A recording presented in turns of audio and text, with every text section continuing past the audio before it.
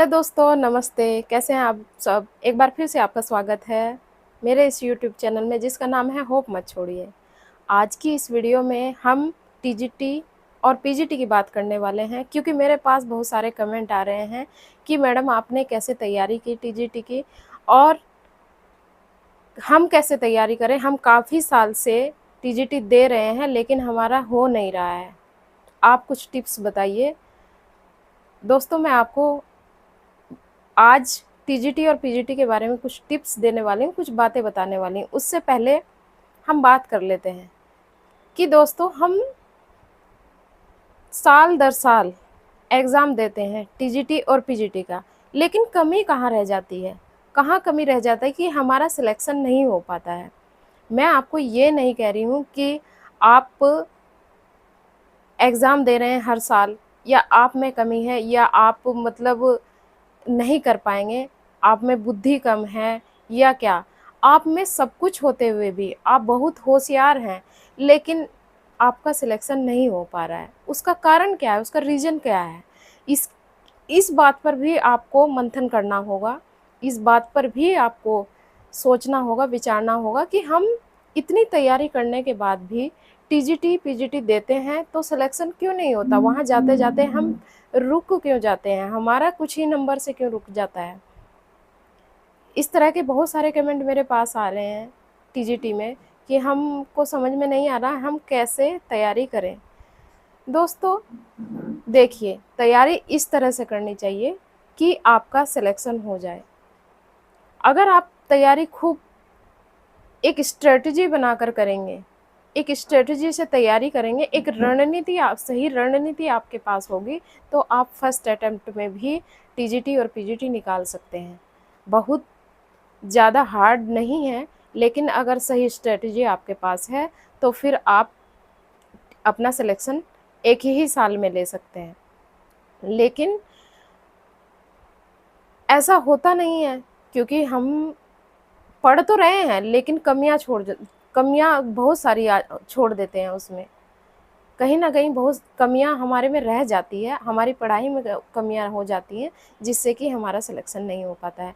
तो इस वीडियो में आज हम वही बात करेंगे कि कुछ फैक्ट होते हैं जो काम करते हैं किसी भी सिलेक्शन। दोस्तों, पहला फैक्ट वो है हमारा माइंडसेट।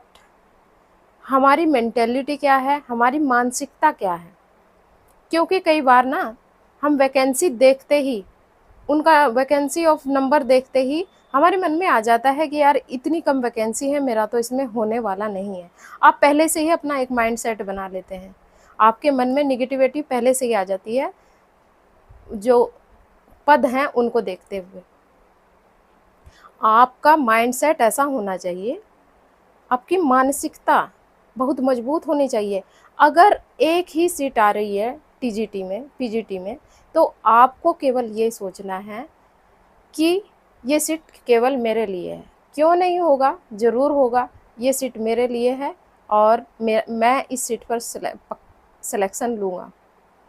तो आपको अपने माइंड सेट एक बना लेना है, निगेटिव नहीं, पॉजिटिव वे में आपको माइंड सेट बनाना है। और ये नहीं सोचना है कि यहाँ पर तो सीट कम है तो मेरा नहीं हो पाएगा। आपका सिलेक्शन ज़रूर होगा, लेकिन आपको पॉजिटिव वे में सोचकर चलना होगा, तभी जाकर आप सिलेक्शन ले पाएंगे। और दूसरा फैक्ट है प्रैक्टिस या फिर मॉक टेस्ट लगाना। दोस्तों, हम जब तैयारी करते हैं तो हम ना जान नहीं पाते हैं कि कैसे, हम केवल बुक को पढ़ते रहते हैं, ठीक है, और हमें पता ही नहीं होता कि सिलेक्शन लेने का एग्जैक्ट तरीका क्या होता है। किस तरह से लोग एक ही बार में फर्स्ट अटेम्प्ट में ही सिलेक्शन ले लेते हैं। तो वहाँ पर आपको प्रैक्टिस करने की बहुत ज़्यादा ज़रूरत है, मॉक टेस्ट लगाने की ज़रूरत है और अपना सिलेबस पूरा करने की बहुत ज़रूरत है। आप सिलेबस के अकॉर्डिंग पढ़ेंगे, मॉक टेस्ट लगाएंगे, लगभग 50 मॉक टेस्ट आपको ज़रूर लगाने हैं। आज से पहले आपने लगाए हैं या नहीं लगाए हैं आपको पता नहीं था, लेकिन अब आप मॉक टेस्ट लगाइए, ऑनलाइन ले लीजिए और मॉक टेस्ट कोई, और आप उसको लगाइए। इससे आपके आपको पता चलेगा कि आप कितने प्रश्न गलत कर रहे हैं और कितने प्रश्न आपके सही हो रहे हैं। तो मॉक टेस्ट लगाना बहुत ज़रूरी है और सिलेबस के अकॉर्डिंग पढ़ना भी बहुत ज़रूरी है। आप अपना सिलेबस जितना जितना पूरा करते जा रहे हैं उसी के हिसाब से आपको मॉक टेस्ट लगाते रहना है। इससे आपकी तैयारी बहुत पक्की हो जाएगी। प्रैक्टिस प्रैक्टिस तो आपकी सक्सेस में बहुत ज़्यादा हेल्प करती है। जितनी ज़्यादा आप प्रैक्टिस करेंगे, आप प्रैक्टिस नहीं करते हैं, आप केवल पढ़ लिए और छोड़ दिए, पढ़ लिए और छोड़ दिए, लेकिन प्रैक्टिस आपको बहुत ज़्यादा करनी है। जितने ज़्यादा आप प्रैक्टिस करेंगे, ओल्ड पेपर लगाएंगे, ओल्ड पेपर ले लीजिए, पुराने जितने भी हैं, जितने ईयर के ओल्ड पेपर आपको अवेलेबल हो जाए उतने ओल्ड पेपर लीजिए, उनको बार बार लगाइए। इससे भी पता चलेगा कि कहाँ से कितने प्रश्न पूछे गए हैं। जब ओल्ड पेपर आप लगाएंगे, देखेंगे, उनको भी बार बार देखेंगे, तो फिर आपके क्वेश्चन जो है वो माइंड में सेट होंगे। और प्रैक्टिस तो आपको करनी ही करनी है बहुत। तीसरा फैक्ट है सेल्फ स्टडी। दोस्तों, सेल्फ स्टडी, जब तक इंसान सेल्फ स्टडी नहीं करेगा तब तक वो सफल नहीं हो सकता है। आपने कोई कोचिंग ले रखी है, कोचिंग में आपको पढ़ा दिया गया, लेकिन फिर आप उसको दोबारा पढ़ेंगे नहीं, आप सेल्फ स्टडी करेंगे नहीं, तो आपका सिलेक्शन नहीं होगा। सेल्फ स्टडी करना बहुत ज़रूरी है, क्योंकि सेल्फ स्टडी अगर आप सही वे में करते हैं, सही तरीके से करते हैं, तो फिर आपको कोचिंग की भी ज़रूरत नहीं होती है कई बार। और कई लोग ऐसे होते हैं कि सेल्फ स्टडी करके अपना सिलेक्शन लेते हैं। मैंने भी सेल्फ स्टडी करके ही अपना सिलेक्शन लिया है, लेकिन मैंने सही तरीके से सही वे में तैयारी की, तो मुझे बहुत हेल्प मिली। मैंने जितने पॉइंट आपको बताए हैं उस तरीके से मैंने उनको अपने ऊपर भी अप्लाई किया है। मैंने प्रैक्टिस सेट भी लगाए हैं, मैंने ओल्ड पेपर भी लिए हैं, सिलेबस के हिसाब से भी मैंने पढ़ा है, तब जाकर मेरा भी सिलेक्शन हुआ है। तो दोस्तों, आपको भी, और सेल्फ स्टडी का तो कोई तोड़ ही नहीं है, सेल्फ स्टडी आपको करना है। और चौथा फैक्ट, दोस्तों देखिए, आज के टाइम में बहुत सारे कोचिंग है। अगर आप ऑनलाइन कोचिंग ले सकते हैं या ऑफलाइन कोचिंग ले सकते हैं तो लीजिए, क्योंकि वहाँ से आपको कुछ मटेरियल, सटीक मटेरियल मिल जाता है, जिससे कि आपको बड़ी हेल्प मिल जाती है आपकी तैयारी में, आपको आगे बढ़ाने में। इसलिए अगर आप ले सकते हैं तो फिर आप कोचिंग का सहारा ले लीजिए, क्योंकि आपको बहुत सारा मटेरियल वो दे देते हैं, उनके पास होता है। अगर आप जल्दी सफलता पाना चाहते हैं तो कोचिंग का सहारा ले सकते हैं, लेकिन आप सेल्फ स्टडी करके भी आप सिलेक्शन ले सकते हैं। लेकिन इन बिंदुओं पर आपको काम करना पड़ेगा।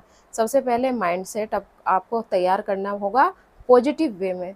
दूसरा, आपको प्रैक्टिस सेट, ओल्ड पेपर और अपना सिलेबस, इनके हिसाब से पढ़ाई करनी पड़ेगी। सिलेबस को ख़त्म कर, जैसे जैसे सिलेबस होता जाए वैसे वैसे आप प्रैक्टिस सेट करते जाएं, क्वेश्चन लगाते जाएं, ओल्ड पेपर को पढ़ते जाएं, और फिर सेल्फ स्टडी तो आप कर ही रहे हैं और वो करना बहुत ज़रूरी है।